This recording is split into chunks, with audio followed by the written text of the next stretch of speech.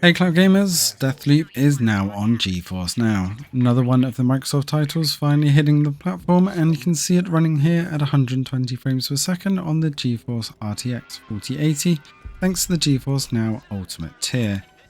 Now this game is much more demanding than it would first appear, so you're having the full frame rate here and at the maximum settings, which I'll show you in just a second, is absolutely glorious. This game is harder than it first appears, so you will have to be getting through those loops. I would say probably around 100 times before you actually manage to complete this, if you can manage to stick it out that long. It does look absolutely glorious though, and all of the modes are working, and you'll have to take the humour with a pinch of salt. No issues with the performance in the main mode. It does dip down occasionally when there's lots of effects going off and in certain parts of the map, where it does dip down to under 100 frames per second, but for the most part it does stay up at that 120 just fine and looks absolutely phenomenal. There is still an active player base in the multiplayer, so you can still invade random people.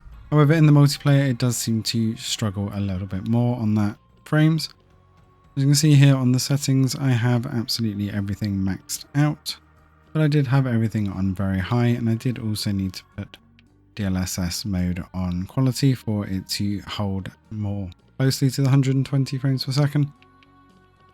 As you can see, multiplayer mode is working just fine, so if you do want to invade some random people's games and give them a bit of an extra challenge or just try and ruin their day, then it is working just fine.